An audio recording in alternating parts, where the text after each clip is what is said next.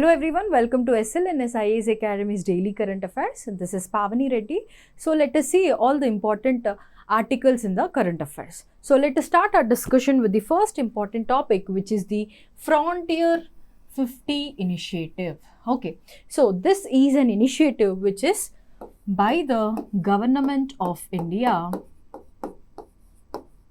through Niti Aayog.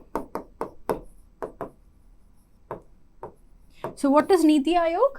It is National Institution for Transforming India. So it is a body which has been established in the 2015 January 1st.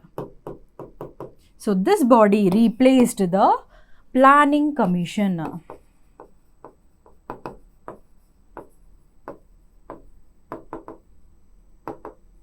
Okay, so now Niti Aayog has launched one important initiative which we call it as Frontier 50 initiatives under its Frontier Tech Hub.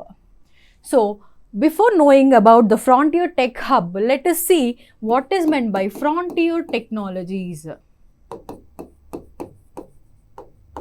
So this is very important as part of our science and technology also. Okay, so frontier technologies are the technologies or the industries which are developed through technologies through scientific breakthroughs. Scientific breakthroughs.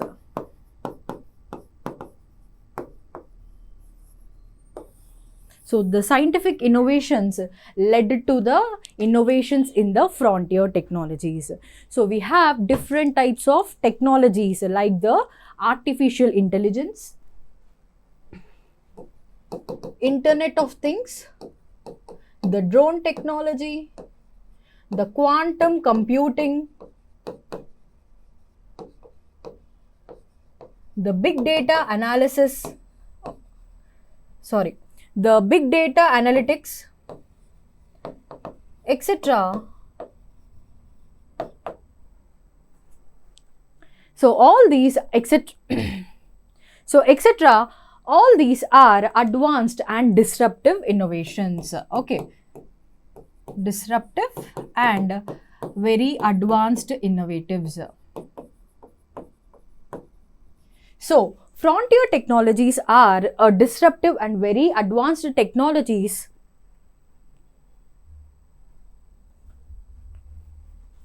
So frontier technologies are very disruptive and very advanced technologies which are a result of scientific breakthroughs. So these are the important frontier technologies. So including these technologies in our manufacturing and industries and the service sector will increase the service delivery, the productivity and citizen well-being. So what is meant by service delivery? So service delivery can be in the IT sector, that is IT services, the banking, or our Zepto, Blinkit, etc. All these services come under the service delivery system. So let us, if a person is staying in Hyderabad, so the service delivery mechanism in Hyderabad is very well established. So we can get our fruits, vegetables and other groceries in 10 minutes. Right? We have Big Basket, we have Blinkit, we have Swiggy, Instamart, etc. So there is a mechanism established in the Hyderabad. Whereas if we go to villages, we don't have that service delivery mechanism established in the village or the rural areas. Or we have banks in every area in the Hyderabad, but if we go to villages, only headquarters will have the banking services. So induction or inclusion of these things in the areas will improve the service delivery system and increase the productivity of a particular firm or industry or manufacturing sector, as well as the citizen well-being will also be improved. Well-being generally includes so well-being, how a citizen well-being is calculated, it is based on the factors, mainly the physical factors. Number 2, mental status of the citizen. Number 3, the societal factors. Number 4, the environmental factors. Okay, so these are something important you have to know about the frontier technologies. Then what is this frontier tech hub? It is the action tank which takes the help of these things in the implementation. So what is action? It is not just a planning, but it is executing the plan with the help of these technologies. So frontier tech hub is nothing but the implementation of things using these technologies. So now coming to our initiative, Frontier 50 initiative is nothing but we are going to implement this hub is going to implement in the 50 selected aspirational districts or blocks. So we are going to select the districts or block in a district. We are going to select 50 in number. So in that areas we are going to use these technologies and strive for the socio-economic advancement of that particular block. So this tech hub will fight for the or is meant to uplift the socio-economic conditions of that selected 50 blocks or districts, which we call it as aspirational blocks or districts. Okay, why we are doing it? So we are doing it for the Viksit Bharat. When we need to achieve this Viksit Bharat? By 2047. So what is the importance of 2047? So by 2047 we will be getting independence. So we will be completing 100 years of our independence. Okay, we are going to celebrate the 100-year celebration. So we are going to achieve the target of developed India by 2047. So for that, for development of the India as a whole by 2047, we need to include these frontier technologies like the AI, Internet of Things, drone, quantum computing, big data, etc. everything. So, for example, for that matter, every student in their life nowadays is using ChatGPT for clarification of doubts or for preparation of seminars, etc. Anything we are using, Grok, Perplexity Pro, etc. All these are the fruits of the artificial intelligence. We are getting every data, for that matter, every data through these emerging technologies, which we are calling it as frontier technologies. This topic is very important for us, right? Try to remember everything, right? So what is the approach under this initiative? So we are going to do a fast track adoption of these technologies using the case studies. So whenever we are having any success story of the usage of these technologies, we are going to take that particular success story and implement in these 50 districts. Okay, so next, the another one is the Frontier Tech Repository. So what is repository? It is nothing but collection of data. So from the success stories, we need to take the data and implement in these 50 aspirational block districts. So you're getting my point. This is very important for our examination point of view. Next. So under this repository, we have 200 impact stories across the India. So we have almost more than 200 success stories in this repositories, which are from the 4 important sectors, that is agriculture, healthcare, education and national security. Right. So we are nowadays using the drone technology, the Internet of Things, etc. in the agriculture, and we are producing the maximum output. Okay. So based on the soil conditions, the Internet of Things is playing a great role in the efficient utilization of water, etc. Okay, so in that way, these emerging technologies are used in the agriculture sector and healthcare. Healthcare, why? We need to focus on the healthcare. Nowadays, the robotic surgeries have become very famous, right? So, India officially, as declared by the UN, is the most populous nation in the entire world. So, any disaster, health related disaster like COVID pandemic, we need to be very much self-sufficient, or we must have the capability to fight against it. So, we must include the frontier technologies, the advanced technologies in our healthcare, so that the population can have a ambience of well-beingness. Okay, so physical, mental health and the social conditions, environmental conditions, etc., everything are included in the well-beingness of a citizen, where this frontier technologies will help for the success of the well-being. Next, education. So, education is again one important thing, because India is one of the young nations in the world. So, we need to provide education plus skills and efficient healthcare system to utilize the population at their best. So, which we call it as human resource.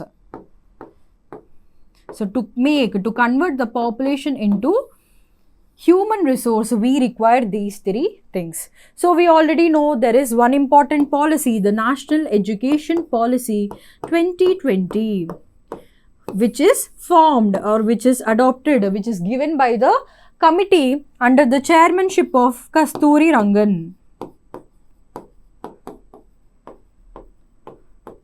So, now India is implementing this policy to improve our educational quality, standards, accessibility and affordability. So, if we include these frontier technologies, so now we can ask a ChatGPT to make a video on any important topic like in science or social studies, or we can ask about any personality in history, etc.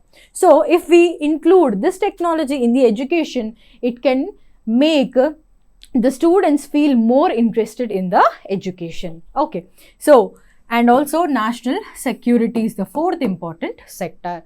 So, the drone technology, the AI technology, etc., when included at the national security level, we can drastically improve our security of the nation. So, in these four sectors, we are going to implement it. Take the success stories from the repository and implement it. Okay. So, there is next another important topic, that is the first national policy on geothermal energy. So, what is geothermal energy? So, the term geo means earth and thermal means heat. Right? We all know thermal energy, that is the conventional form of energy produced by the coal. Right? So, what is this geothermal energy?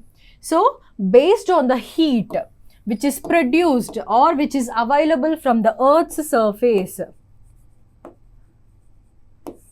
is called as geothermal energy. So, where is this heat coming from? It is coming from the crust or the interior of the earth.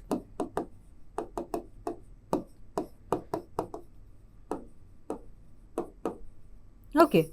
So, why the interior of the earth is in heat or warm conditions? So, this is the earth.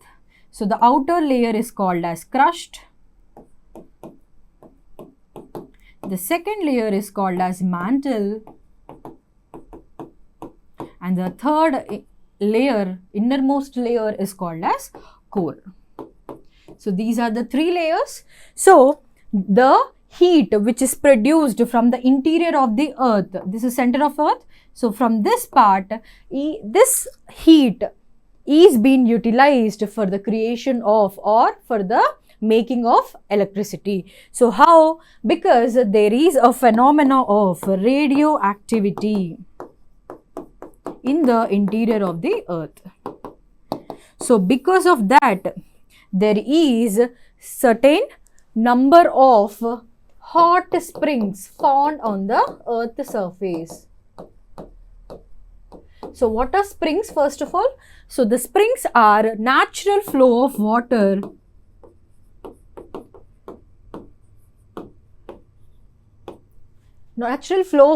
generally at a groundwater level or from groundwater.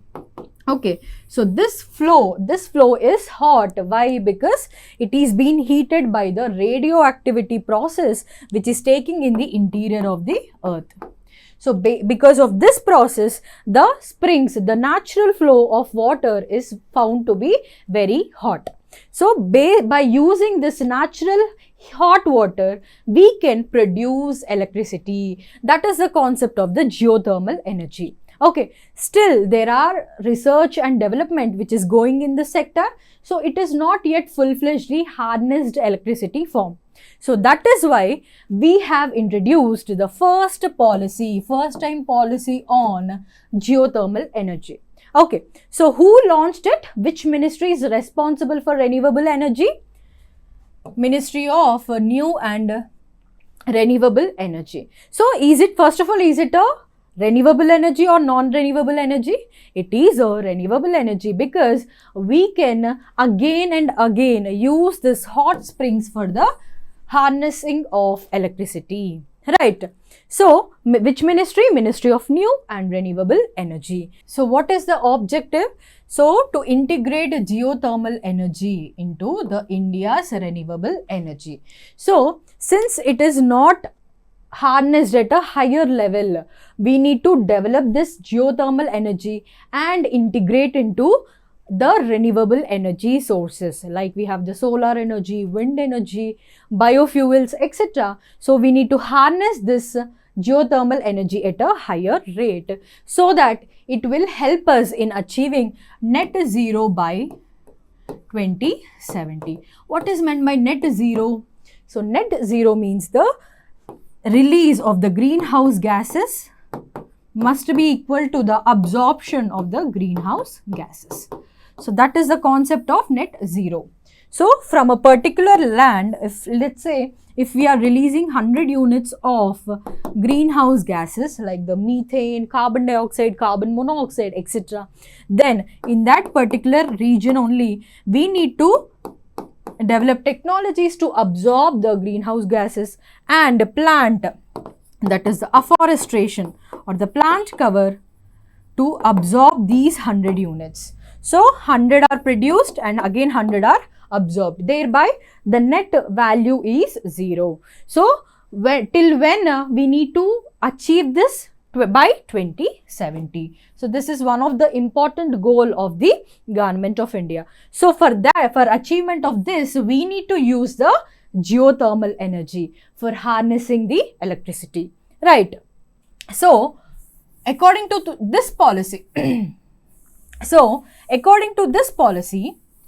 the resources identification has been around 381 hot springs identified. So as of now, we have found out 381 hot springs and 10 geothermal provinces mapped. Okay, so regions of 10 geothermal areas where we can produce this energy is being mapped or identified. Okay, so what is the scope? So the policy is talking about from the resource assessment to the end use level. So first of all, we need to find out the areas where hot springs, hot waters are available. So first identification, then we calculate the potential, right? Then government will ask the investors to invest in, right? Then we establish a company, then we harness the electricity, then we send it to the distributors, and again in turn this distributors will send it to the individuals like the homes or offices or companies, that is the end use level. So individual or group of individuals will be the end of the chain of this process, group of individuals. Okay, so this is what this policy is covering. So what we can understand with this, it is a very, very comprehensive policy. From starting point to the ending point, it is covering every important aspect in this policy. Next, so for that process to be very much complete, they are introducing hybrid systems.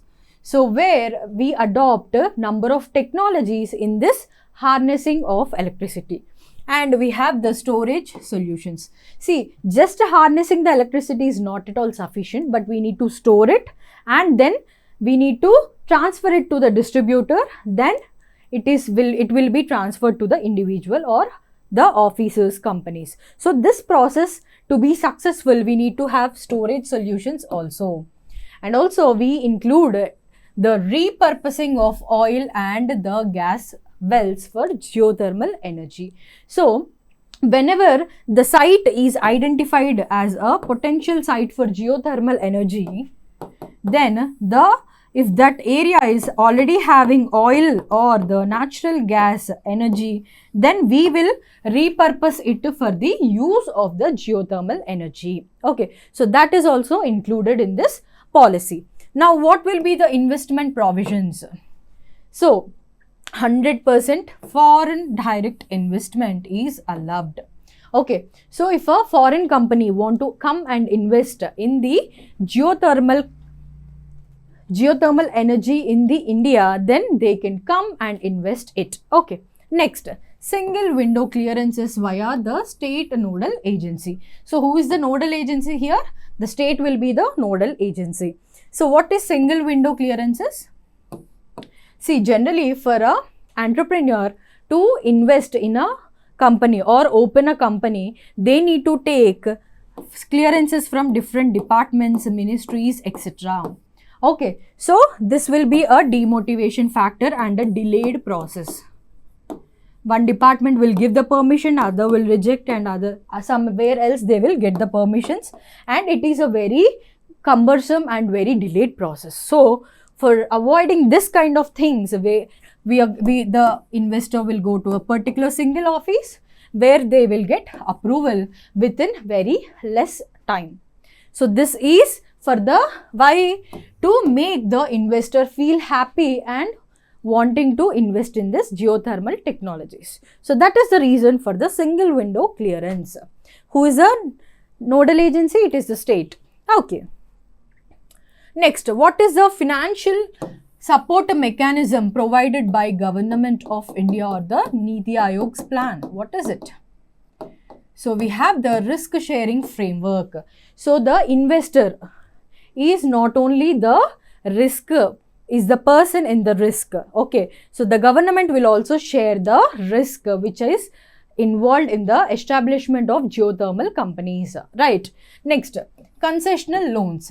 So whenever a person is taking loan, they will be provided more favorables,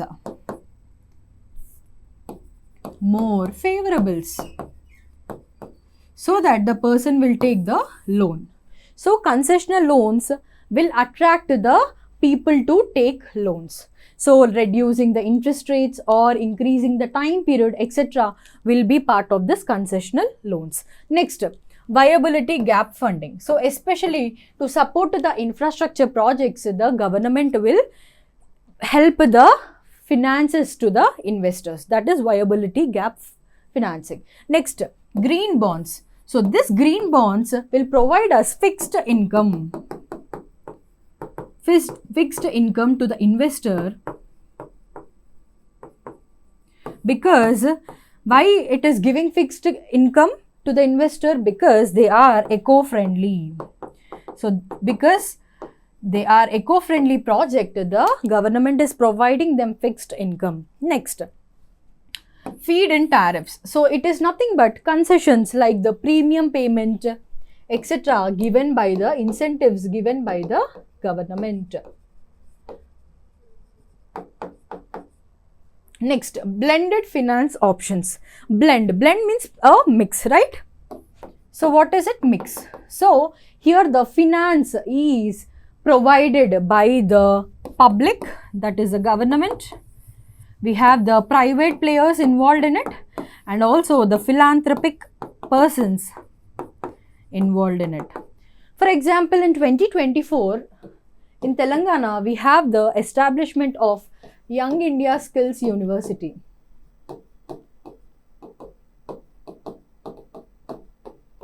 So who invested it? So it is opened in public-private partnership model.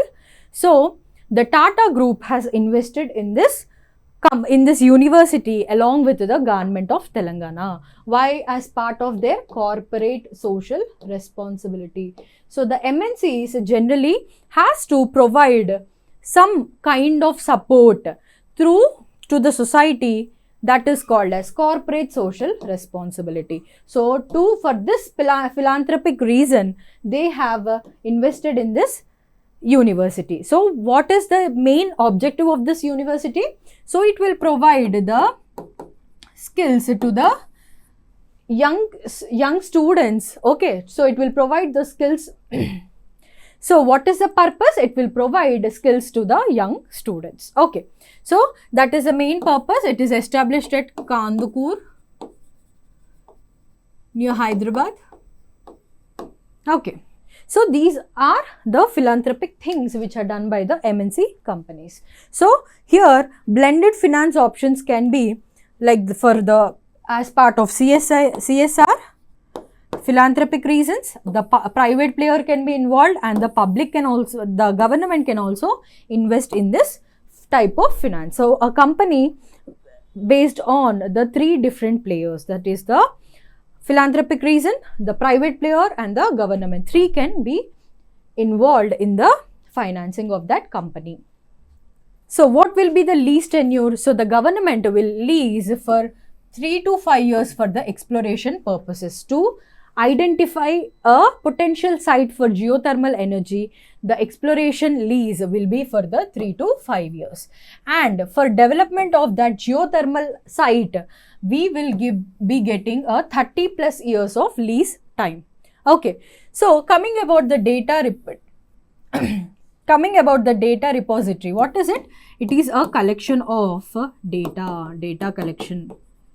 So for this, there will be a centralized geothermal data repository. So at the center, we have a repository related to all the information related to the geothermal sites and their potential.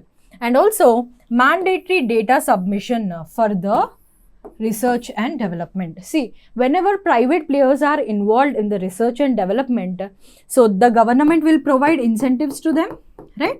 So in turn, they need to provide the data mandatory to the government. So that is the thing which is included in data repository. So this are the important things we need to remember about the first policy on geothermal energy. So the next important article is Operation Weed Out. So again, this is a very important article for our examinations. So it is implemented by Directorate of Revenue Intelligence, so which is part of the Central Board of Indirect Taxes and Customs under the Ministry of Finance. So who is carrying out this mission? So it is the Ministry of Finance. So the Directorate of Revenue Intelligence, which is under the Central Board of Indirect Taxes and Customs. Right, what is the aim? Why we have launched this operation? So it is a anti-drug enforcement drive which is conducted throughout the nation, not just particular region, but throughout the India. We have launched this drive against the drugs and other narcotics.